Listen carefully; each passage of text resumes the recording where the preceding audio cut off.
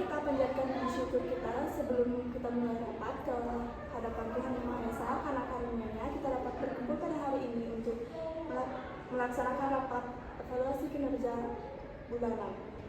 Rapat ini diselenggarakan dalam rangka membahas dan mengevaluasi hasil kinerja kalian selama 3 bulan terakhir.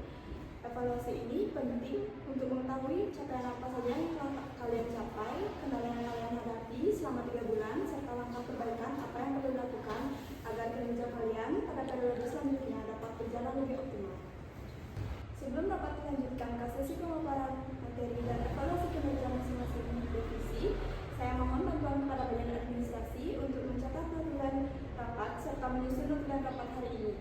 Pokok-pokok pembahasan, keputusan yang diambil serta tindak lanjut yang telah disepakati bersama.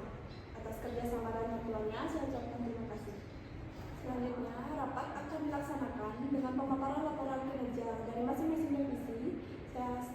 Saya harapkan setiap divisi dapat menyampaikan laporan secara jelas, objektif, dan ringkas agar pembahasan dapat berjalan dengan efektif dan tepat sasaran. Baik, tanpa berpanjang lebar, waktu dan tempat saya persilakan pada bagian administrasi.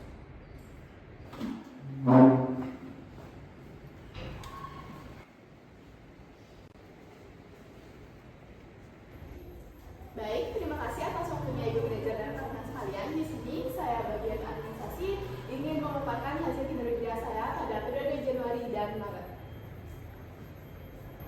Pada buku kas kecil di bulan Maret, perusahaan menaikkan pengelolaan kas kecil dengan saldo awal sebesar Rp1.910.300 yang merupakan sisa dana dari bulan Februari. Selama bulan Maret, kas kecil digunakan untuk berbagai kebutuhan operasional perusahaan. Selain itu, terdapat penambahan dana kas kecil sebesar Rp10.000 untuk menjaga ketersediaan dana operasional. Total pengeluaran kas kecil pada bulan Maret tercatat sebesar Rp69.050, sehingga saldo akhir kas kecil menjadi Rp1.861.250. Hal ini menunjukkan bahwa meskipun terjadi peningkatan aktivitas operasional, pengelolaan kas kecil tetap berjalan secara terkontrol dan tercatat dengan baik. Di agenda surat pada bulan Januari 2025, jumlah surat masuk dan surat keluar masing-masing sebanyak 14 surat. Pada bulan Februari, surat masuk sedikit menurun menjadi 13 surat, sedangkan surat keluar tetap 14 surat. Sementara itu, pada bulan Maret 2025, surat masuk tercatat 11 surat dan surat keluar 12 surat. Secara keseluruhan, terlihat adanya penurunan aktivitas persuratan dari bulan Januari hingga Maret, namun pengelolaannya tetap berjalan tertib. Pada janji temu di bulan Maret, terdapat satu janji temu dengan PT Banyu Argo yang membahas peluang kerjasama dan pengembangan hubungan profesional antar perusahaan. Pada bulan Januari juga memiliki satu janji temu terkait konferensi dengan Asosiasi Pedagang Jakarta. Fokus pertemuan masih pada perencanaan kegiatan. Sementara itu, bulan Februari menunjukkan aktivitas yang lebih tinggi dengan 3 janji temu terkait penawaran dan kerjasama dengan beberapa perusahaan. Baik, sekian laporan dari bagian administrasi pada periode Januari sampai Maret. Apakah Ibu Manajer ada masukan atau pertanyaan? Baik, saya memiliki satu pertanyaan untuk bagian administrasi. Secara keseluruhan, berdasarkan hasil evaluasi kinerja selama 3 bulan terakhir, perbaikan atau pengembangan apa saja yang direncanakan oleh bagian administrasi dalam pengelolaan administrasi, keuangan, persuratan dan aktivitas yang ditemui dapat berjalan lebih efektif dan efisien pada periode selanjutnya. Baik, terima kasih Ibu atas pertanyaannya. Jadi, berdasarkan hasil evaluasi 3 bulan terakhir, Divisi Administrasi merencanakan peningkatan digitalisasi administrasi dan arsip, pencatatan dan penataan keuangan lebih rapi dan transparan, penerapan SOP persuratan, pengelolaan janji temu, serta peningkatan koordinasi agar kinerja pada periode selanjutnya lebih efektif dan efisien. Baik, terima kasih atas penjelasan dari bagian administrasi. Silakan lanjutkan presentasi Anda. Terima kasih. Baik, jadi kesimpulannya, laporan menunjukkan pengelolaan administrasi yang tertib dan tercatat dengan baik. Dari segi kas kecil, perusahaan memulai bulan Januari dengan saldo awal sebesar 1 juta. Pengisian kembali pada Februari sehingga saldo sementara menjadi Rp1.910.300. Dan pada Maret terjadi pengeluaran sebesar Rp69.050 serta penambahan saldo sebesar Rp10.000 sehingga saldo akhir menjadi Rp1.861.250. Untuk persuratan terlihat sedikit menurun. Pada bulan Januari terdapat 14 surat masuk dan surat keluar. Di bulan Februari terdapat 13 surat masuk dan 14 surat keluar, dan di bulan Maret terdapat 11 surat masuk dan 12 surat keluar. Namun pencatatan dan pengasipan tetap rapi. Aktivitas janji temu paling tinggi pada bulan Februari, terdapat 3 janji temu untuk penawaran dan kerjasama. Sedangkan pada bulan Januari dan bulan Maret masing-masing 1 pertemuan, perencanaan konferensi dan pekerja sama dengan PT Banyu Argo. Baik, sekian laporan kinerja bagian administrasi pada periode Januari dan Maret. Sekian laporan yang dapat saya sampaikan. Terima kasih. Baik, kepada bagian administrasi, saya silakan dulu kembali. Baik, terima kasih atas waktunya Ibu Manajer. Jadi di sini saya bagian keuangan akan melaporkan kinerja bulan Januari sampai bulan Maret. Pertama, saya akan menjelaskan mengenai penjualan tunai pada bulan Maret. Bagian keuangan mencatat 3 kali transaksi, yaitu pada tanggal 5, tanggal 10, dan tanggal 13. Total pendapatan dari penjualan tunai yaitu Rp7.088.880. Pada penerimaan kas pada bulan Maret berjalan, bagian keuangan mencatat total pemasukan yang masuk ke kas perusahaan sebesar Rp8.097.680. Perolehan ini merupakan akumulasi dari beberapa kali transaksi penjualan tunai yang terjadi, yang mencerminkan adanya aliran arus kas masuk yang stabil untuk mendukung likuiditas operasional perusahaan pada periode ini. Selanjutnya, pada pengeluaran kas, bagian keuangan mencatat total pengeluaran kas selama bulan ini sebesar Rp5.884.580.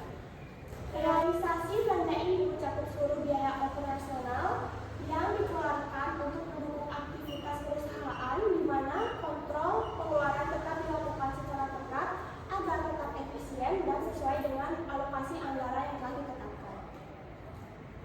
Selanjutnya, perbandingan piutang keserba. Yang pertama, keserba mitra, yaitu tercatat saldo hutang keserba mitra adalah sebesar Rp257.040 sebanyak 4,04%. Selanjutnya, keserba mahakam, tercatat saldo hutang keserba mahakam adalah sebesar Rp6.064.240, yaitu 95,25%. Yang terakhir, dari keserba parahyangan, tercatat saldo hutang keserba parahyangan adalah sebesar Rp45.150 dengan 0,71%.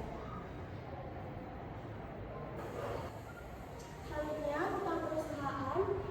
Hutang perusahaan hanya tersisa pada sisi kapitasi dengan saldo sebesar Rp470.000.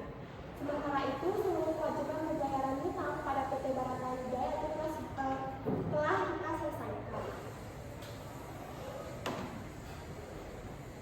Selanjutnya, perbandingan kinerja.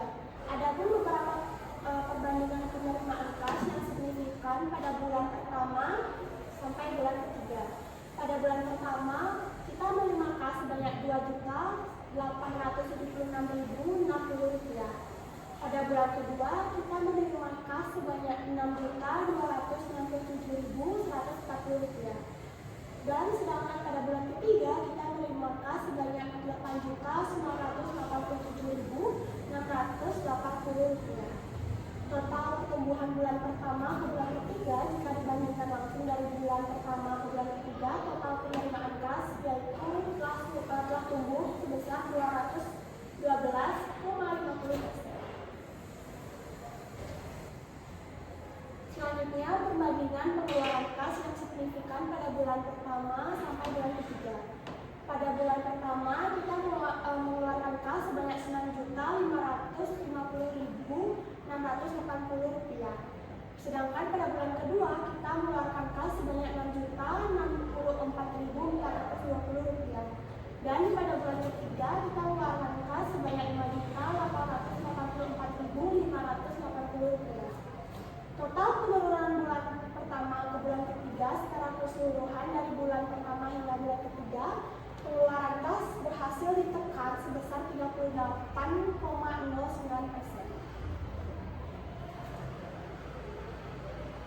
Selanjutnya, penjualan tunai. Berikut adalah detail pertumbuhan penjualan tunai yang perusahaan kita capai. Pada bulan pertama, kita hanya menerima satu kali penjualan tunai, yaitu sebanyak Rp876.060. Pada bulan kedua, kita menerima 2 kali transaksi penjualan, yaitu sebanyak Rp3.183.000.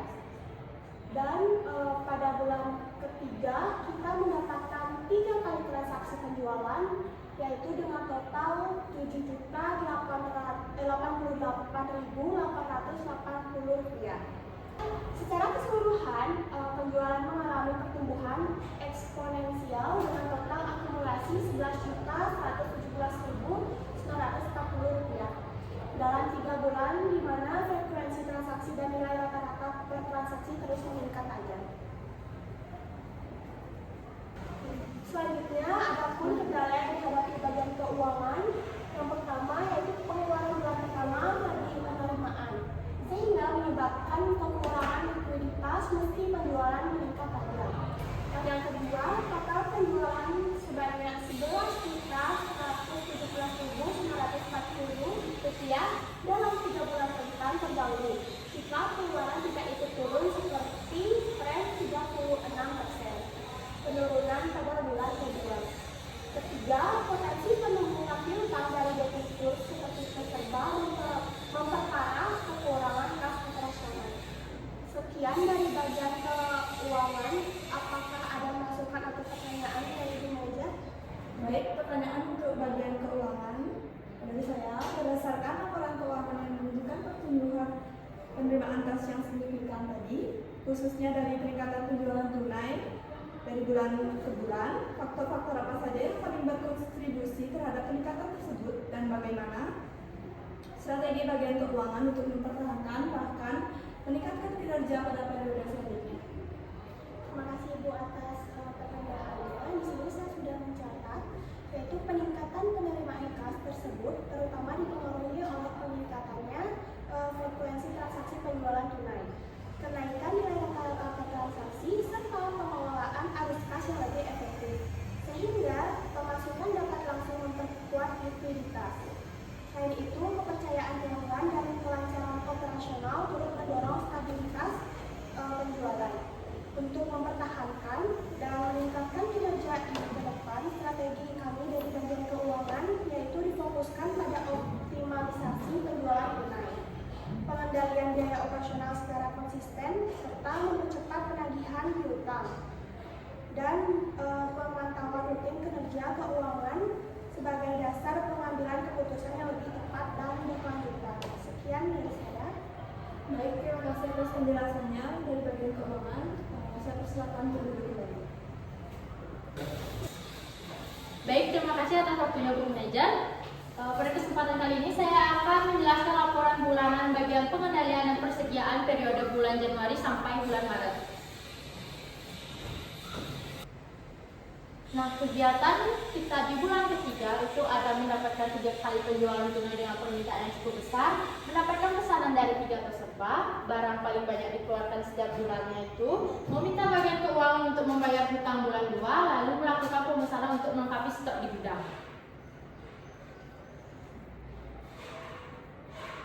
Adapun di sini perbandingan kinerja mengetahui perkembangan penjualan barang selama periode Januari hingga Maret 2025 berdasarkan data kartu gudang. Di Januari kita menjual 235 unit terjual, kemudian di Februari 504 unit terjual, lalu di Maret 618 unit terjual. Terjadinya peningkatan penjualan dari bulan ke bulan. Nah, pada bulan Maret mengalami lonjakan penjualan tertinggi dibandingkan bulan sebelumnya. Hal ini menunjukkan meningkatnya minat konsumen serta efektivitas distribusi dan ketersediaan stok barang. Kemudian ini adalah diagram barang masuk dari produsen yaitu PT Baratayuda dan CV Kapirari. PT Baratayuda menjadi pemasok utama dengan lonjakan pasokan yang signifikan pada bulan Maret, sementara itu CV Kapirari memiliki pasokan yang lebih stabil dari bulan ke bulan dengan jumlah tertinggi pada bulan Februari. Kondisi ini mencerminkan adanya penyesuaian pasokan produsen terhadap kebutuhan stok dan penjualan.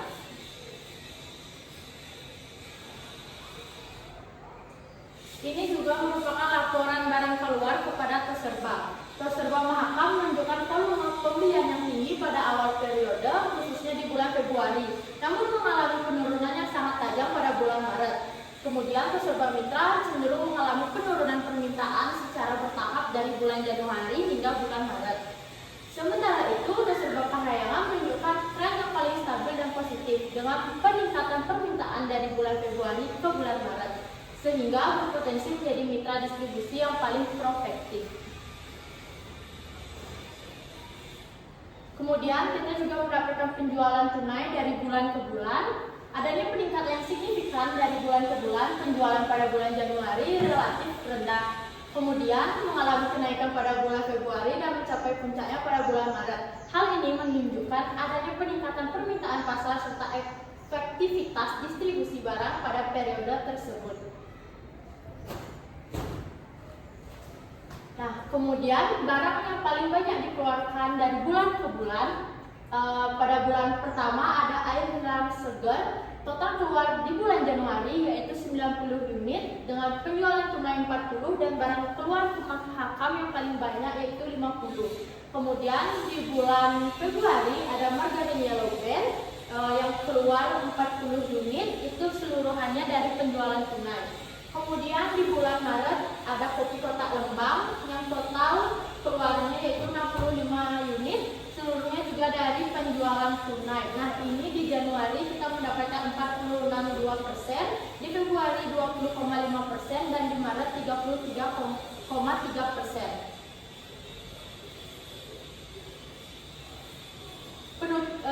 Ini merupakan penutupan buku gudang. Penutupan buku periode 3 bulan dilakukan untuk mengakhiri dan merangkum keseluruhan pencatatan transaksi yang terjadi selama periode Januari hingga Maret 2025.